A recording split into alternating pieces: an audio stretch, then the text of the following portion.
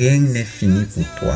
Non, ce n'est pas la fin pour toi. Non, rien n'est définitif pour toi. David, quand Samuel venait le oindre roi, n'était pas considéré comme une personne qui devait devenir roi.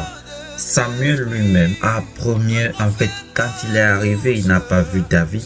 Il croyait que c'était son frère parce que il a vu un homme grand de taille beau. Il se dit, voici sûrement le roi. C'est Dieu qui lui a dit non, c'est pas lui.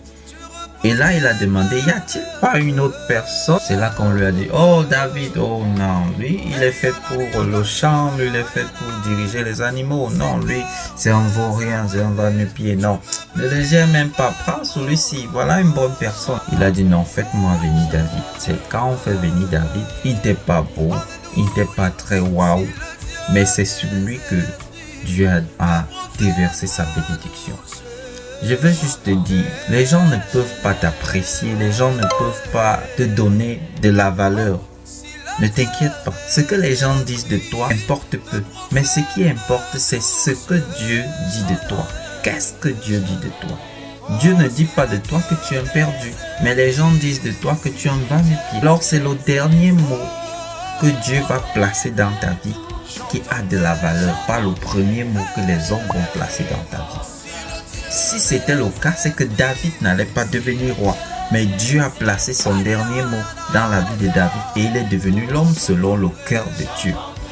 Tu peux devenir l'homme selon le cœur de Dieu si tu laisses Dieu agir dans ta vie. Si tu laisses Dieu définir celui que tu vas devenir demain parce qu'il connaît ce que tu vas devenir demain. Il connaît ton avenir, il connaît ton présent. Il sait ce que tu es en train de traverser, ce que tu es en train d'endurer. Alors ne te laisse pas influencer par ce que tu traverses, mais laisse Dieu agir dans ta vie.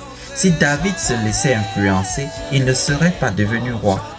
Mais David a écouté, il est resté patient et il a agi au moment opportun.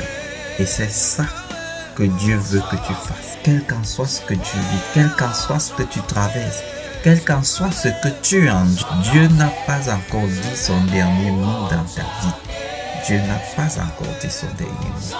Et quand nous regardons toutes ces grandes personnes, que ce soit Daniel, que ce soit Joseph, ils ont subi et à la fin, ils ont été magnifiques, ils ont été couronnés. Ce que tu es en train de subir, c'est pas la fin de ta vie. Dieu te réserve quelque chose de grand. Sois patient et tu verras sa chose s'accomplir dans ta vie. Seigneur, je prie pour ton enfant. Je demande, Père éternel, que tu te manifestes dans sa vie, qui se passe. Quel qu'en soit, ô Père éternel, ce qui est en train de se tramer autour de lui, donne-lui la force d'avancer. Donne-lui la force de persévérer. Donne à cet enfant la force d'aller encore plus loin. Seigneur, et béni au nom de Jésus-Christ. Amen.